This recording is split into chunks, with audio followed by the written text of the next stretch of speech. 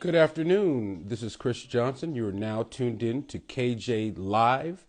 Today's guest on the show is the head athletic trainer for the WNBA's LA Sparks. She also serves as medical director for boxing great Floyd Mayweather. Currently, she's in Orlando, or she's in Florida somewhere, at the Team USA basketball men's training camp for 3-on-3.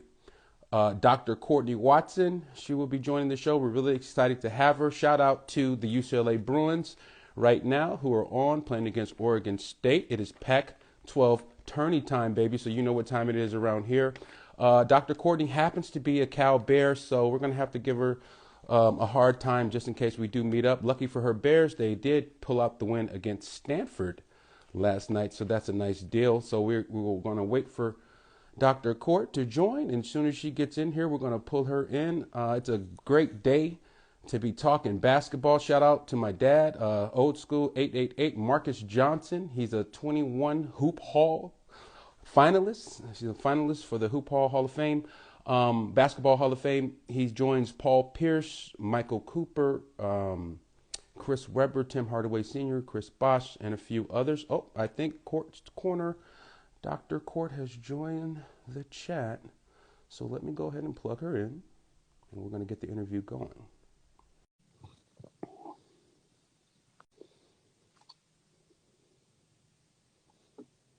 It's Chris Johnson. You're watching KJ Live. Today's guest is Dr. Courtney Watson, the head athletic trainer for the LA Sparks, as well as medical director for boxing great Floyd Mayweather. She is currently serving as the head athletic trainer for USA Basketball at their men's 3x3 training camp taking place in Florida. And we have the lady of the hour, Dr. Court. How are you? Hi, I'm doing good. How are you? I'm doing great. I'm doing great. How's everything going? How's Orlando? I mean, you're in Orlando, right? Yeah, I'm in Orlando. Yep. Okay. What's going on down there? Tell us all about They call me Quarantine Court. I just got out of quarantine today. it. What's happening down there? And Dr. Court and Quarantine Court. I don't know. Mm-hmm. I'm just thankful for, the opportunities and the experience and all of that. So it's cool. Yeah. So you're working the 3-on-3, the Team USA basketball 3-on-3 for the guys. So just talk a little bit about that and what's going on and what you guys are in preparation for. Yeah, so last year USA Basketball called me, and I was thankful, excited about that opportunity. That's been one of my dreams, is just to work with any capacity of the USA Olympics. And this year we are headed to they have the 3-on-3 national team, and I know Wow. big overseas uh, Mm-hmm. that they've now incorporated into the Olympics, and so Mm-hmm. I have been invited to be the head athletic trainer of the guys team. So it's 3x3 national team. This will be the first year that they're having. That's awesome. That's awesome. So, Court, for the people that don't know, we kind of want to take it back a little bit. You have a tremendous family legacy. The Watson family is well known nationwide, globally for that matter. Just talk a little bit about your family and what they've meant to you and how they've sort of inspired you to become who you are today. Yeah, my uncle, my family, my dad, my uncle he's pretty cool in sports and entertainment. My family as a whole, since I was young, I've been involved in just being a part of such a wonderful family. I'm thankful for every single one of them. I think sometimes side of that, like how grateful you have to be for your brothers and sisters and cousins and all of that. But my family has been involved in sports for a long time. And my uncle, he runs a lot of boxing and from all entities of it. But Mm-hmm. recently, we've just been traveling and working in boxing, them from the management side and the promotion side. And then, with what I'm doing in sports medicine, it all just kind of came together. But yeah, my uncle Sam Watson, he is a boxing icon, a sports entertainment icon. And he's, I lived with him half of my life. I've been my dad, and they really put a lot into just raising us well, Yep. Absolutely. family, like in middle school and high school years. There was some connection there, Yep. LA and the inner city, and so Mm-hmm. we just all kept our heads on straight, and, kept it going. And somehow it's created. He called me up one day. I made it through with my education, and he's just been so proud of me, and he gave me a few opportunities, and I just took them. Opportunities are given to you. It's up to you to Yeah, keep them. absolutely. And it's up to you to run with them and actually flourish in that opportunity. We can put you in the door, but what are you going to do when you get up in there? Talk a little bit about how you got started with Floyd Mayweather. Yeah, I run and help Floyd Mayweather for it's almost been 10 years now. It started off with my uncle calling me up one day saying that he wanted to put me in contact with Floyd. Floyd wasn't the first boxer that I worked with. Who was? Magnitude. The very first guy that I worked with was Danny Jacobs. And Oh, he came to my life, and I just really helped him learn how to manage his weight and understand mm-hmm. what you eat, what you put in your bodies, what you're going to get out. So we went through the whole steps of just going through a training camp session season with him. And I found a love in it. It was already in me because we were going to Mike Tyson and George Foreman fights back in the day. I was more of a spectator and just seeing it. I remember my first time being in the ring. It was kind of like a surreal moment. It's like, I feel like I belong here. It's been a part of me and our family's legacy. And for me to just excel in sports medicine and, like I say, earn my time with Yep. quality of, boxing and being a part of that, he introduced me to Floyd. And I had seen him a few times, but he told me that he wanted a little bit more help taking care of his body. Mm-hmm. Undefeated, it's like how much help, if something. Yeah, how much help does the best ever need, right? He had a little issue with icing. He wanted to Okay. better care. He was getting a little bit older. He said, I don't get hit, so I don't need that kind of work. But him and I started working together. I introduced him to the cryotherapy chamber. And Okay. back then, that's when Kobe was that's how I learned about the cryotherapy chamber. You know what that is? The Yeah, machine with the smoke that comes out of the super cold stuff. degrees below zero. I Wow. Floyd and the money team, to cryotherapy in Beverly Hills, and they flew out to LA just for that experience, and he loved it. He's just a competitor, somebody that still I can't quite find the words to describe Sure. uh, his hard work and Sure. dedication. Is pretty much what it is. Sure. So Sure. challenged. I think he was challenged by me to get better and to take a little bit better care of himself. He has his mind on right. He's his own coach. He's self-motivated. He doesn't need a whole bunch, but Sure. work really well together, and it's just been going from there. Oh, that's awesome. That's awesome. So you have a ton of experience with high level elite athletes.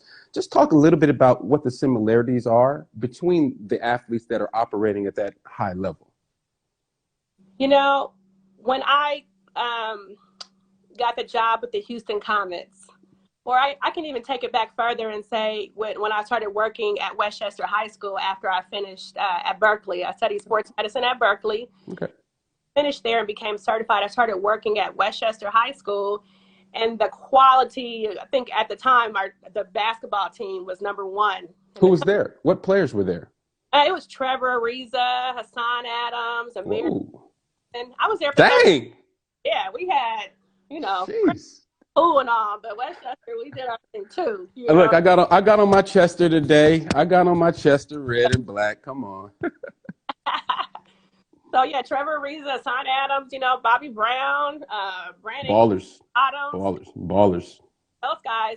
Those are my guys. Those are the guys that, we grinded, we put in the work together, and I'm just thankful for them. Gabe Pruitt, we put some time in. That was like right when Amir Johnson was able to go from high school straight to the pros. Trevor put in 1 year at UCLA, went straight to the pros. So for me, a lot of those guys, I was kind of all they had. I coached basketball. I was still working on my love and on my education. I coached the basketball team there because I played at Westchester. So when I got there, I kind of just jumped right in and kept working for all the sports teams there. But we traveled around the country, Yeah. Big time. Played LeBron. Oh yeah. There, we played Carmelo his senior year of high school. Wait a minute. So did you play him at Pauley Pavilion? Was that the game? No, we played LeBron in New Jersey. Okay. Wow. That's Played dope. in New Jersey.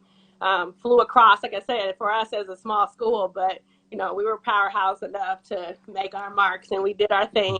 Our Oh game, yeah. and we didn't quite win that game, but we had an experience of a lifetime. Like I'll never forget that moment of really just understanding what team and camaraderie and leadership and just how to really stay focused and like how to be determined, and so I Yeah. think that's what carried me. And so I kept working with those guys. I went to the Drew League, I Hmm. went to the Trail Run. That was kind of all that they knew. So I got a lot of practice. I became famous Hmm.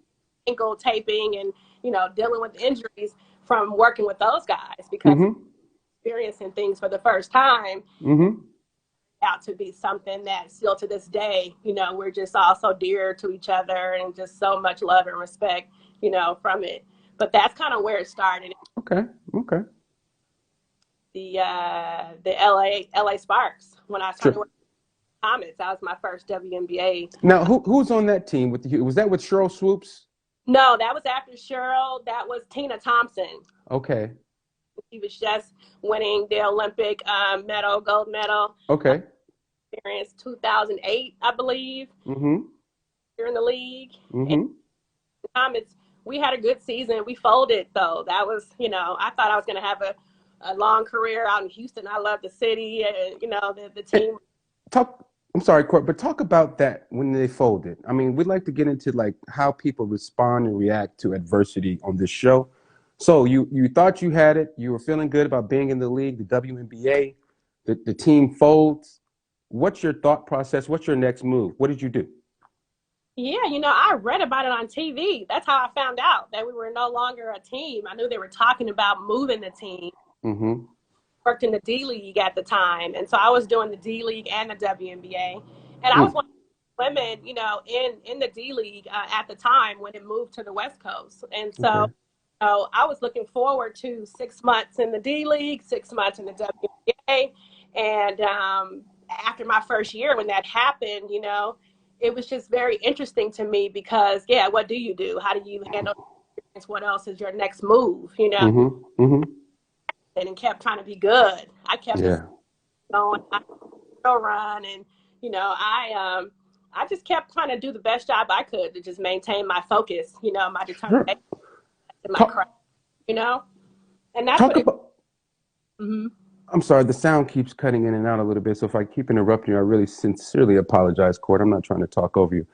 It's probably something on my end technically, but let's keep it going. Talk a little bit more about the Real Run and how that experience kind of sort of shaped your professional career.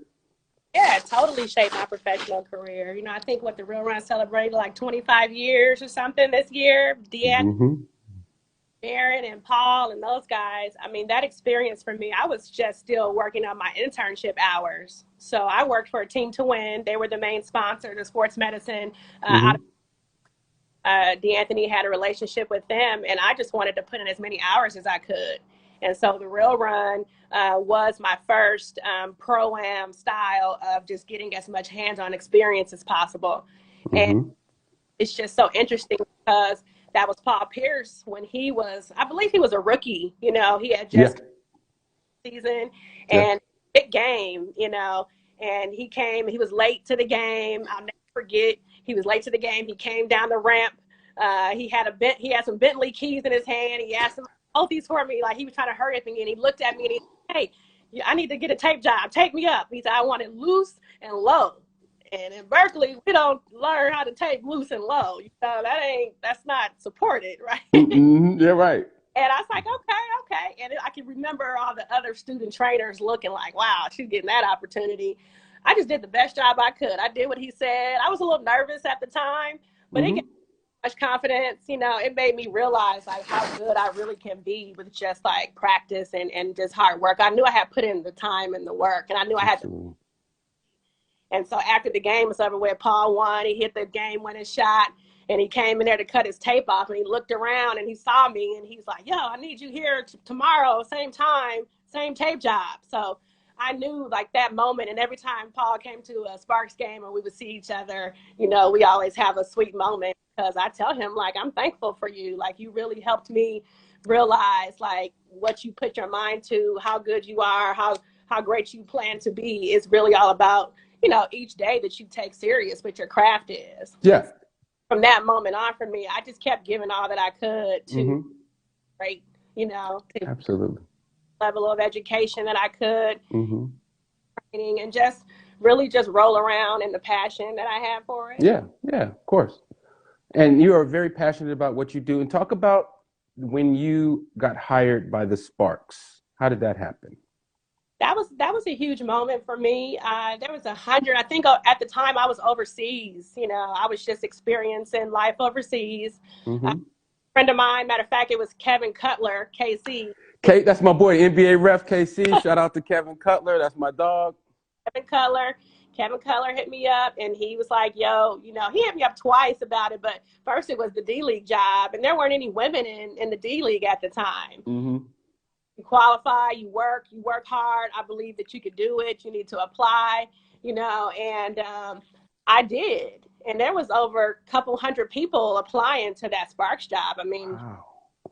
the Leslie and, eventually Tina Thompson and Delisha Milton-Jones, Candace Parker, they were all moment of me pursuing this job. And so it was a couple hundred people I remember. And then it kind of went to 20 and then it went to 10 and then it went to 3. And I just remember the general manager telling me how much my resume stood out compared to everyone else's. Mm-hmm.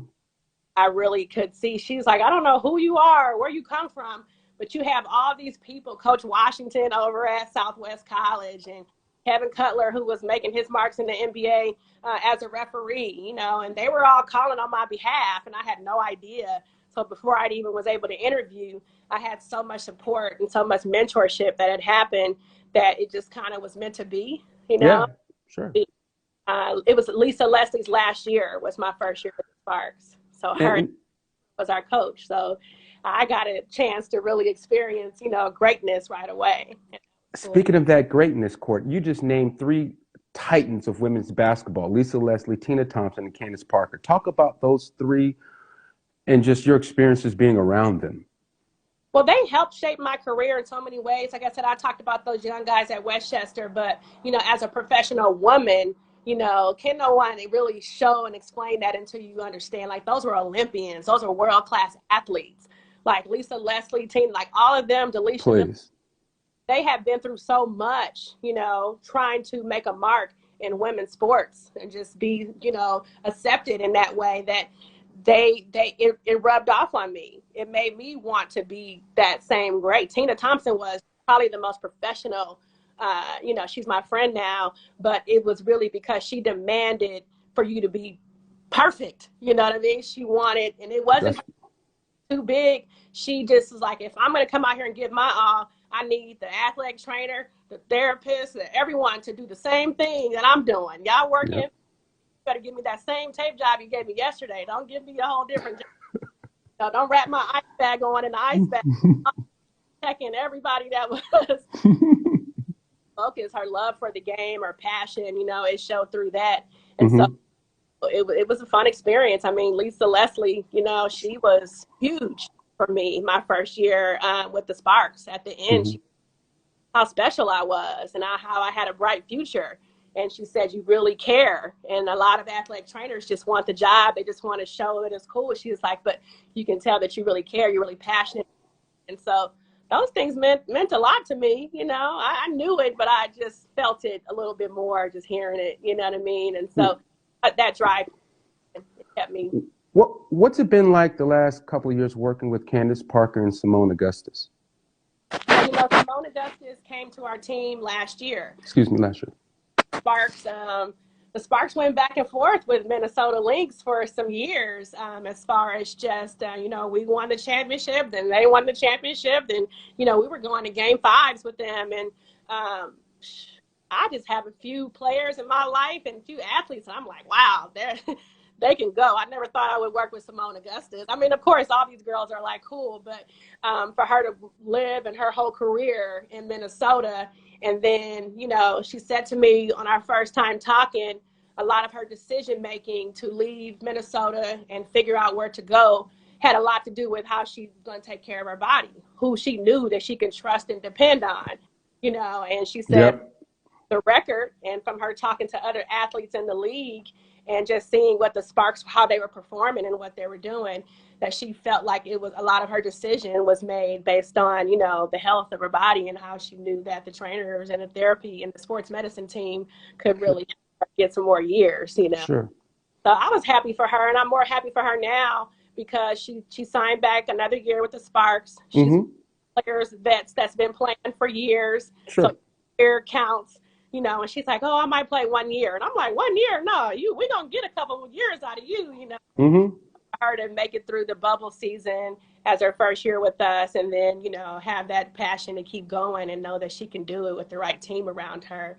uh, you know Yeah, so talk about Candace Parker. She's going back home. She left the Sparks after an illustrious career in LA. How's that going over with you guys? yeah, me and Candace, we worked together 13 seasons. Is that what it is? It's been some years. We've been through ups and downs and changes. I know we probably had the most changes with coaches and reps, as far as just having the proper support team. And Mm-hmm. I have nothing but love for Candace. I'm proud of her. I think at the end of the day, when she called me, when it was going to be her last few days with the Sparks, we shed a tear together, and she said to me, I want to do what's best for me. I always take care of everyone else. And she reminds me of myself in that way, because we give so much and try to please so many people to do things. At the end of the day, you really got to understand that it's all about what you put in. And so Mm-hmm. mad love, respect, always. She said, you'll always be my trainer. I'll always call and check on you, and we'll always, have that connection.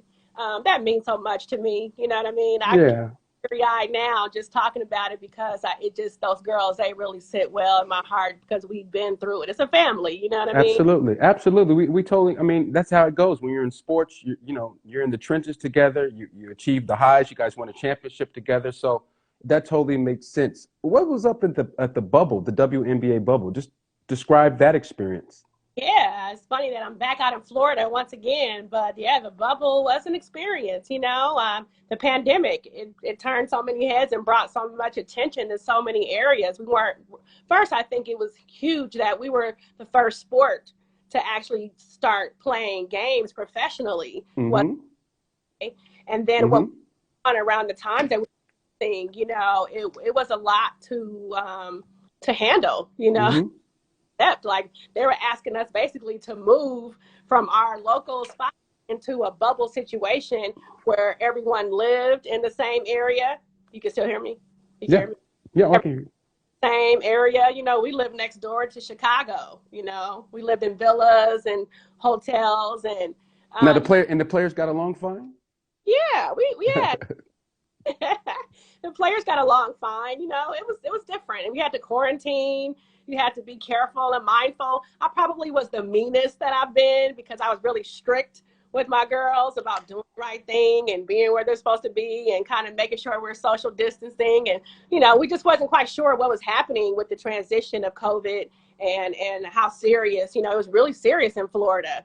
At some point, I was a little surprised every now and then that we were actually in Florida, because at the time it was like the epicenter of COVID. Yeah.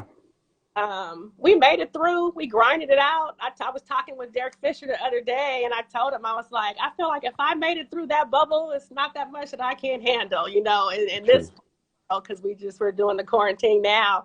But that, again, great experience. My girls gave it their heart and soul, and that's all we could ask, is just for us to be a team. It was cool because we bonded differently. Where after, normally in a regular season, you get to go home, you get to go eat, you get to go do whatever you want after the game at Staples Center. This time we had to eat together, and Mm-hmm. but we found a way to eat together, to hang out more, to get involved in each other's lives and really be there for each other. And so it was a great experience. I'm thankful that we don't have to do it again. uh, Mm-hmm. Everything goes cool with that, so we'll get all play back in LA again. And so that's what they're talking about now. But hell of an experience. How was the mood? The WNBA was at the forefront of the social inequality movement, very vocal about a lot of issues plaguing our country, the mistreatment of African Americans and other things. Talk about the mood around the organization and the bubble. What was the vibe like? Nneka Ogwumike, she's one of my Spark girls. She's the president of the WNBA Player Association, and one of the captains of our team. And her leadership and her commitment to create and really just have a voice and let all of us be a part of a team. You know, it was the players, it was the coaches, it was the staff, it was all of the organizations coming together to be a voice to express, you know, how we feel and how much the understanding is, you know, so important during the time Yes. facing. And Mm-hmm. all locked arms. We all met together. We all been through experiences in that bubble that we had to really kind of look at each other, look at ourselves in the mirror, and really understand that we had to stand up and be a voice. And I think those girls did a phenomenal job of speaking up. You know, we chose to sit out a couple of games or Absolutely. games, I believe, and you know, really stand up for what we believed in. And, Mm-hmm. um, that's a moment that we'll always cherish because I know a lot of the different movements and there was very strategically done, but to support those girls and be right there with them through that tough time that we were having, you know, it was a moment for me that like I'll never forget that, you know, because it just takes a lot of understanding and development, you know, of Yeah. the same page with it. And we were just having to watch all this kind of explode from inside of the bubble, you know, knowing that we have to kind of continue to create that voice and be a good voice for us, that we were representing each other and what was happening in the world, you know, really had to make it make sense for us, you know. Absolutely. Absolutely. Tell us about your Courts Corner internship program. Yeah, I have a Courts Corner sports medicine internship program. Oh, my bad. My bad. Internship program roles, but I've had it over 15 years now, hundreds of interns. I'm still trying to make sure I know everyone's name when I see them, like, oh, what year were you in my internship? So thankful for that. Give back. You know, my grandmother and my family really instilled in me like service and giving back is a big part. You know, I'm from the inner city and South Central. It's huge to me that we made it out of the hood life, and there's so much more that we could do, but we can't forget the people who are coming behind us, you know. And so for me, it was important for not originally my internship was just for young women who wanted to go into professional sports. And Mm-hmm. school sports medicine at Westchester. And then I was able to, you know, kind of transition that into giving back to the Real Run and to the Drew League. The Drew League became able for us as well. But it gave us opportunities, and I really recognize that we have to understand professional development Yeah. and how we can make it. We have to be able to, you know, there's not a lot of women in sports medicine. So when we recognize that, it's like, how do we develop that? How do we create a mentorship program? And so I just started doing it, you know, with the WNBA season and being in the summer and the opportunities to run, you know, Kobe's camp. I worked the Kobe Academy camp. That was cool. Talk about it. How was being around Kobe, interacting with Kobe? I was the director of sports medicine for the first Kobe Academy that he Oh, had. okay. Okay. The academy. That back some years ago. Okay. Fighting. Can you see me? A little bit. It was nice. Turn it on a little bit. Hold on a second. Hold on. Yeah. Yeah. This is KJ Live. I'm Chris Johnson. We have Dr. Courtney Watson, head athletic trainer for the LA Sparks, head athletic trainer for Team USA Basketball's men's 3-on-3, and the medical director for boxing icon Floyd Mayweather. We're talking about some of Courtney's wonderful accomplishments. Okay, she's back. All right, we got you. You're looking great. Courtney, I wanted to tell you, don't get nervous, but my dad just jumped into the, my dad's on, so. Oh, we can't hear, wait, can I hear you? Let's do a mic check. Mic check. Mic check. Okay, I got you now. Court, what's going on, Court? My dad's here. You're not going to say hi? Yeah, hey, Dad, hey. So, where are we at now? No, you were filling us in on different parts of your journey. But I had another just to kind of touch on that. What do you think the status of African American women is in the world of professional sports? How would you evaluate that? African American women in professional sports. You know, there's two women right now, and there may even be a third one in the NBA as athletic trainers.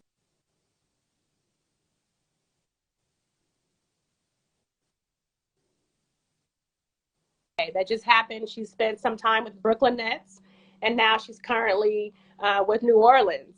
Jana Austin. And so that feels good. I feel like I'm there. What's her name? Jana Jana, Austin. yeah, she's from LA, and she's been a part of my internship for probably about 6 or 7 years, before she kind of ventured out. Wow, wow. And then she always had that goal. So I was a positive role model for her. And I know that's, I told her she could do anything that she wanted. All my interns really have put in so much time, dedication, if you're really serious about it. And so she was a prime example of, if focus on what you want, have a plan, write it down and believe in yourself. I think a lot of times people expect things, especially the younger generation now. They expect a lot more handouts, I think. They don't really know the grind. They see that I work and travel for Floyd Mayweather. Mm-hmm. I'm the head trainer for the Sparks, and I have all this glitz and glamour of jobs, but I put some time in. I've taped some ankles. I wrapped some, I've done things that I'm done more. You know what I mean? And it's not like to compare myself, Mm-hmm. but I know how much work I put in and how much focus and determination that comes with it. And so Jana was one of those who had that passion. And so to see her in the NBA now, and there's another young lady that works with Oklahoma City Thunder in the NBA. And again, we're just now kind of scratching the surface of having African American women in the league, but just women.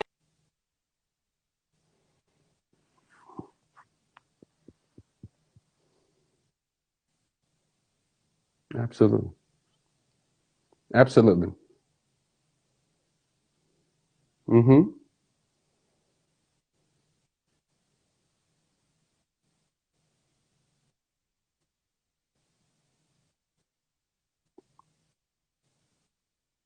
Yeah. Of athletic training. That's a new degree. They didn't have that before. Mm. Knew that I wanted to excel to Mm-hmm. level, so I set those standards, those goals for myself early. But I wanted to show by.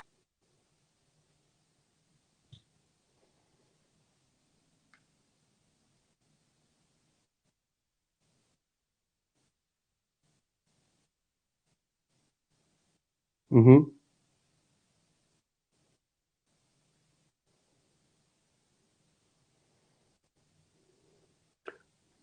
Hey,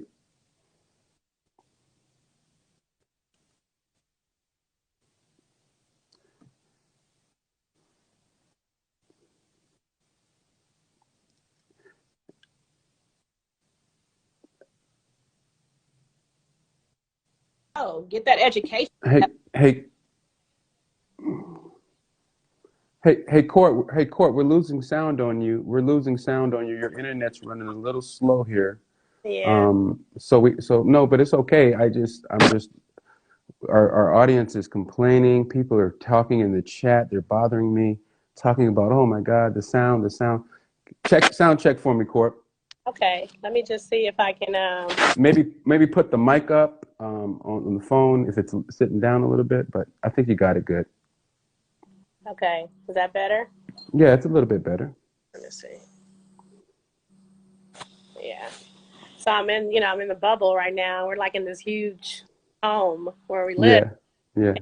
We just got out of quarantine. Today's our first day out of quarantine, but we were just talking about the service in the house and how Well, it's, probably because everybody's on the internet. See, yeah. you got a bunch of people in there, so everybody's on the internet. So you got to be on your own hotspot. Oh, we lost your lighting, Court.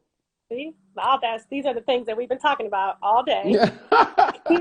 Hey, it's all good, man. We on live with Dr. Courtney Watson, the head athletic trainer for Team USA basketball 3-on-3, the men's team. She's also the head athletic trainer for the LA Sparks. Courtney has been dropping some knowledge on us today, talking about her experiences in the WNBA court. A couple more questions, and then I'll let you go. Who was your greatest mentor or influence in your life? My mom and my grandmother, influence-wise. My grandmother, she passed away.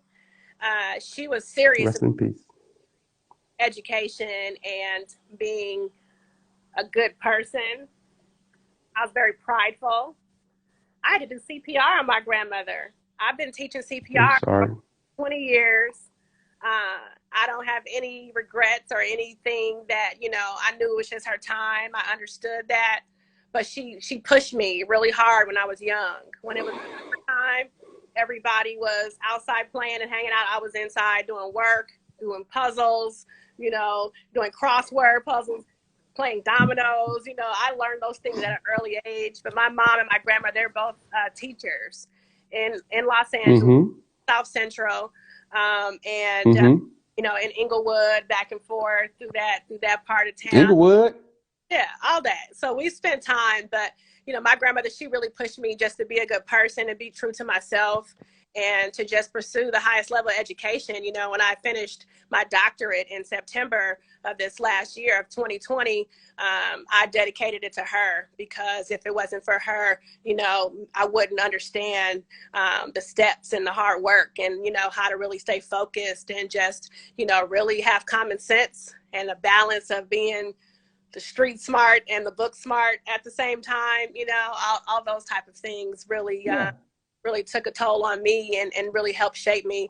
Besides my family, my dad, my Uncle Sam, my mother, like they really they really put a lot into us, and now that we have this common sense and we go through life and through these experiences, it makes sense that I can continue to do great things in the community, do great things with education, and really just find a way to keep giving service to help LA as a culture and community, and as just a place where we're from and we're proud about it. We're a basketball mecca. We're medical. I love that LA, California, but Los Angeles in particular is an excellent source for getting the best medical care that you can. Absolutely. A lot of people come from all over the world to come to get the best care, the best therapy, the best, surgeries are happening in Los Angeles. And so the experiences, opportunities I've been granted, I'm just thankful God has really put me in a great place to just do great things. And I just want to keep giving back to LA, to our community, to the women in sports medicine as a whole, and to the athletes, that have put their time, their hard work, dedication, and, my boxing experience working with Floyd. I mean, like I said, I still can't put together some words to describe the type of influence that he's had over my life. I've spent the last 3 months with him, and I transitioned from working and traveling and training with him to coming to USA Basketball. So the problem for me, it's just kind of like continue to work hard. Don't half-ass anything, keep giving your best. Keep making sure that you've done your job, staying in your lane, and I pride myself on staying in my lane. I do the best I can. I try to teach that to my interns, and to my athletes too, to do your part and let me just trust me that I'm going to do my part, because I put the work in and the talent in to be where I'm at. So, sure. Yeah. I have one more question for you, Dr. Courtney Watson, and then I'll let you go. If you had to give advice to young African-American boys and girls growing up in South Central LA about how to make it to the level that you have made it to, what would you tell them? Celebrate and appreciate yourself. And when you learned how to have passion, or what passion is. I think a lot of us, we choose a job versus a career. I'm thankful that I've been able to have a career, but give yourself time to really develop as a human being, learn how to be a leader, learn how to, work hard and stay focused and stay in your lane. I'm all about staying in your lane. So I might keep saying that a few times, but believe in yourself, At the end of the day, I know that as much as I've done in my career and in my life, it's all because I had to believe in myself, and believe. My lights are on a timer, which is weird. It's okay. It's all right. Dr. Courtney Watson. I'm not at home. No, I feel like I live on the road right now. But that's a great point, Court. Believing in yourself, self-esteem of young African-American boys and girls is always, out the womb. It's pretty substantially lessened. You know what I mean? You grow up feeling like you're lesser than, for whatever reason. You have that cloud, I'm not good enough. And so the more we empower the youth at an early age to say, hey, I am a king, I am a queen, the more that they're going to be able to be prepared to go out there and handle things and handle adversity with confidence. And that's something that's really important, I think, for just all of us as people of influence over the youth, we have to convey that, and we have to always, really uplift the youth. But So true. Empowering the youth, that's huge. That's all that I want to do. I'd love to see, like I said, I had a massage therapist that the Lakers called me and they asked, like, I need your best massage therapist. I need your best, the fact that I'm able to give someone that I know that I've trained and mentored and help them I feel, when she worked on LeBron for the first time, says, guess what? I'm working on LeBron today. And it's like, don't tell anyone, but and I'm like, I feel like I worked on LeBron that day. I knew that I trusted to give a recommendation. I put the work in, but so did she. And so to be able to give back and empower the youth and help them believe that they can do what they want, like, that's just the joy, you know what I mean? For absolutely. me. Absolutely.